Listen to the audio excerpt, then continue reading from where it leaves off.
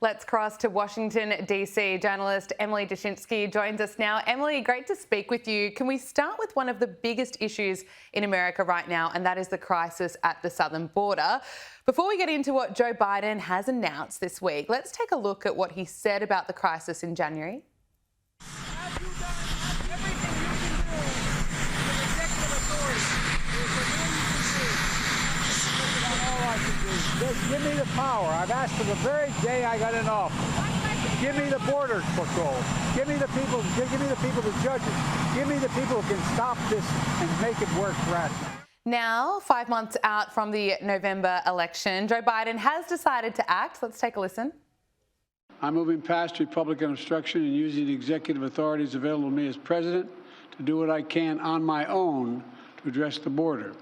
Frankly, I would have preferred to address this issue through bipartisan legislation because that's the only way to actually get the kind of system we have now that's broken, fixed, to hire more Border Patrol agents, more asylum officers, more judges. But Republicans have left me no choice. So now migrants caught illegally crossing could be quickly deported or turned back. What do you make of the timing of this announcement, Emily? Yeah, I mean, it's very cynical because Joe Biden has obviously had the power to do this all along. He's invoking executive authority, actually, that Donald Trump himself invoked. And it's true, the border really does need bipartisan, comprehensive legislation in order to really rehaul the system. I mean, the way the system works right now in the United States means that a president can come in and decide to tweak it at their will with things exactly like executive actions, executive orders. Barack Obama did this several times with the border, actually, and Donald Trump sort of followed the lead on that question. But without the Senate, Joe Biden could act, and he said he couldn't, before that bill had even been discussed. So when you have conservative estimates putting border crossings somewhere around 4 million, about 3.9 million was a conservative estimate that one analyst forwarded today. Again, that's conservative. It could actually have been many more crossings over the course of the Biden administration. But that's a huge number. And what Biden is doing now is capping asylum claims at about 2,500 a day when people come and cross the border and try to get entry into the United States. His own Homeland Security Secretary, when he was the vice president under Barack Obama, said 1,000 crossings a day would constitute a, quote, crisis. So now capping it and acting like this limit is some sort of severe border action. I mean, it's only severe relative to how severely open the borders have been for the past several years. It's hard to comprehend that figure, 2,500 people a day for 7 consecutive days, and then it's all of a sudden declared to be overwhelmed, and then those restrictions will actually take place. But I was watching some of the reporters actually on the ground there. Many of them say that they're sceptical that this is going to have a dramatic impact, I think was the wording around that. What's your take? I think that's exactly right, because if you look at how this executive action includes exemptions, it's really, really interesting. For example, it exempts unaccompanied minors from making these asylum claims, or if they're exempt from the caps, they can still continue to make asylum claims. We have seen that become a loophole for a lot of cartels, actually, to get money to traffic unaccompanied minors. Their parents want them to have more opportunity in the United States, so they will pay cartels to traffic their kid up to the border. That's extremely common. The other thing is there's a broad trafficking exemption. If you look at the U.S. Code, basically almost every migrant at this point can make a claim that they should be exempt from this cap because of trafficking. Basically, if you talk to migrants, they will tell you, I've done this myself, every single one of them has paid. There may be an exception here or there, but they're all paying just to be in certain parts of Mexico before they cross the border. Everyone is trafficked. And so if you want to go and make a claim that you should be exempt from this because you were trafficked, you now can do that. There are, it can't just obviously be any person. You have to meet some criteria. But it's really hard to know how the Biden administration is actually going to interpret this executive order. And they're not typically very forthcoming about asylum claims. We really have to struggle to get numbers. The American press has to struggle to get numbers out of the Biden administration on asylum. So it's just really very hard to know. Yeah, and it's really alarming. Obviously, immigration is such an important issue for Americans with this election coming up in November. Now Biden has made this announcement. I feel like it actually just puts the spotlight on what is happening at the southern border. even greater, I suppose. Do you think that this is going to affect his chances at the polls? Do you think people actually are going to believe what he's saying, that he's making positive impact, or is it actually kind of exposing how bad the crisis really is? I can see a world in which there are some maybe left-leaning independent voters for whom this is part of what makes them comfortable voting for Joe Biden. If he makes overtures to, people that are down the middle, independent, they might think of themselves as common sense voters, because the media honestly does a pretty bad job of covering this in America. We've seen a lot of headlines talking about Biden's, strict border crackdown and all of that. So maybe it does work with some people on the margins. Overall, though, I think that's right, because this has been going on for years now under Joe Biden. For the average American voter, the fact that he has basically presided over open borders, that we've had these images, indelible images of children, of people flooding in. There's so many communities that have been touched by crime that's been perpetrated by people who are not supposed to be in this country or who have made dubious asylum claims. That's really happened all over the United States and on Joe Biden's watch. So I actually do think that it's probably too late for him to dissuade most voters of that notion. Okay, well, we'll wait and see. Emily, I want to talk to you about Hunter Biden and the trial that you've been following closely. We've heard that from Hunter Biden's ex-wife and a former girlfriend who's testified at his criminal trial about finding his crack pipes and other drug paraphernalia as he fights a gun charge in a court in the US state of Delaware. The trial is about whether he lied on a gun purchase form in 2018 when he said he wasn't using drugs. Emily, what's Hunter Biden's defense here? Yeah, that he, at the moment he said he wasn't using drugs, But of course, there's evidence actually from his own memoir, from his laptop, that he was at the time using drugs. And when I say at the time, I don't mean the precise moment so much as I mean that he was clearly an addict in the days before and after, because we don't have, a text message from the exact moment that Hunter Biden signed on to that form.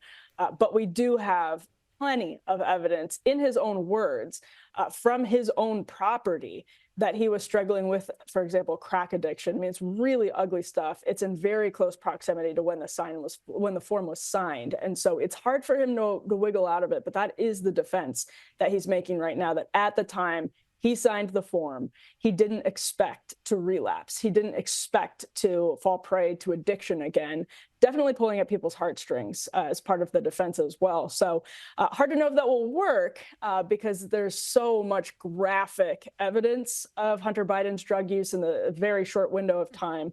But I guess there isn't anything at the exact second the form was signed. How likely is it that we could actually see Hunter Biden behind bars? Behind bars is another question than whether I guess he's convicted on these charges because, Delaware, friendly area for the Bidens, court system we've actually seen be fairly friendly to Hunter Biden. This is the same case that a judge was so confused by the prosecutor's lenience to Hunter Biden last year that she kind of paused the case at the moment and said, what's going on exactly?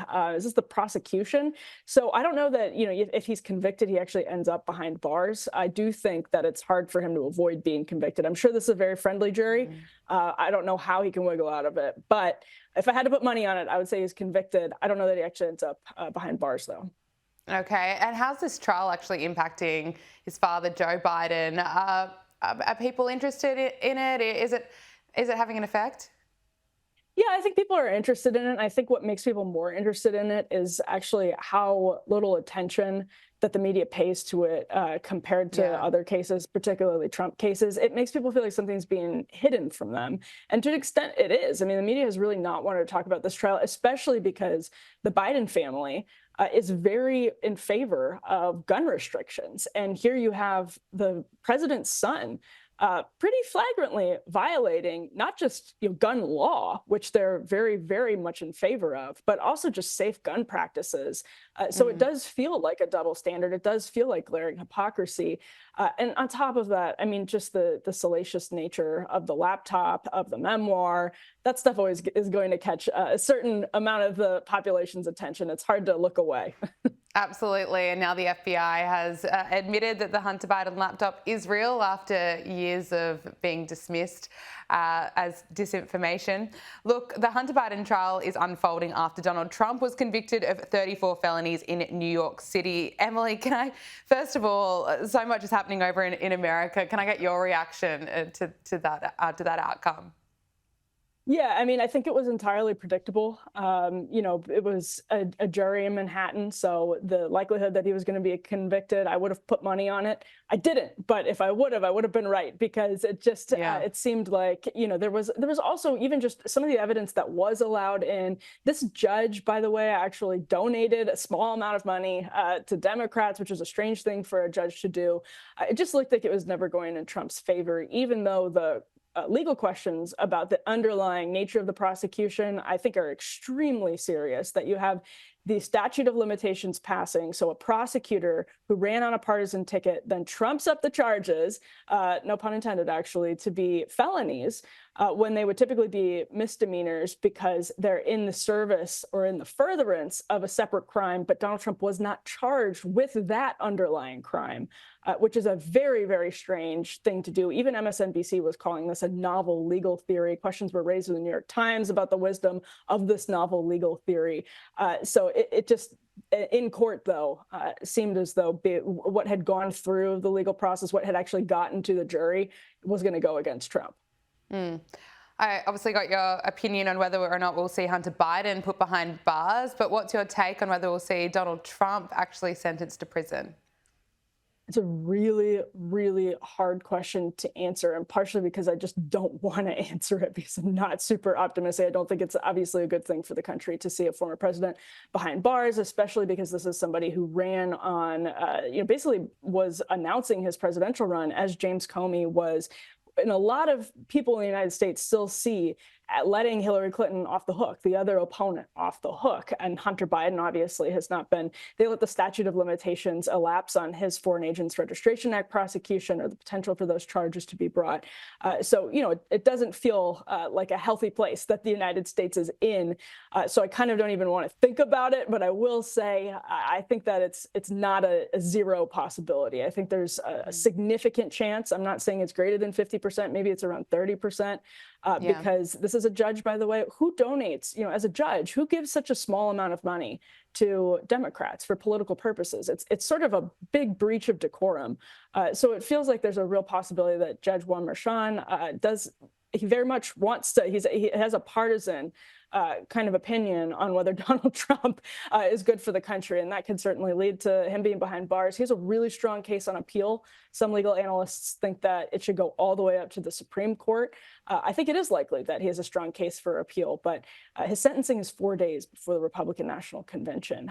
There would be just so much drama surrounding it. And that might even, make the judge more likely to slap him with a charge because he does, or to slap him with a sentence in prison because he doesn't want it to look like he's getting off easy right before the convention and before he's nominated.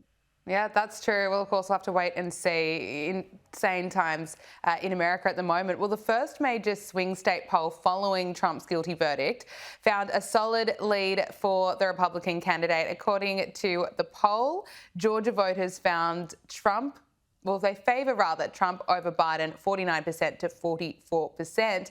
Emily, why do you think that is? Yeah, these polls are really important. And one thing I also think is worth noting is that Joe Biden is out there campaigning, just like he did in 2020, with this major theme of decency, civility, normalcy, lowercase d, democracy. To a lot of voters, actually, I think this prosecution of a president, which is unprecedented, as everyone basically understands and admits and concedes, that feels like chaos to people. It doesn't help Biden make this argument that he is the guy for stability and calm and normalcy. So in a way, I think this can really backfire on Joe Biden. I think it fires up Trump supporters. I think for the average voter, it's kind of baked into the Trump cake. He ran. I mean, you can go back, pull the clips of him saying, I alone can fix the American system because I know it. I'm part of it. So I think Trump always had this kind of borderline white collar malfeasance, thing to him. He was sort of always open that he gamed the system in the United States. He wasn't out there saying, hey, I'm a criminal, but he was saying basically, I know how corruption works. So I don't think it does move most voters. I do think it really fires up Trump supporters.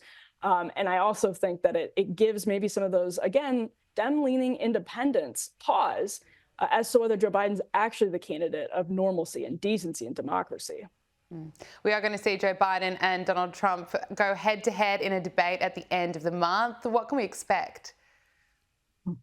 Yeah, Biden always performed in those debates in 2020 better than I expected him to, given the way he performs. Often on the campaign trail, he seems to, as everyone is familiar with, we've seen the videos when he's president, when he was running, to struggle getting through like normal human interactions, loses his place in the middle of questions. We didn't really see that version of Joe Biden show up to the debates. Maybe it's because it's a short time span, it's more controlled. I would expect him to be ready to rumble with Donald Trump and maybe surprise some people. Again, people can make an argument for why he's able to perform so well in a debate. I don't know what the answer is. I think maybe it is a more controlled setting, but he has generally overperformed expectations. Donald Trump is actually fighting for his life at this point. He's fighting to stay out of prison because if he becomes president, he can pardon himself. So that, puts the stakes at a different level for him. So maybe we see a calmer Donald Trump, a more serious, a grave Donald Trump, knowing that, his life is at stake actually this time around. Yeah, perhaps. We will, of course, wait and see. Emily Jashinsky, so great to speak with you. Thank you. Thanks for having me.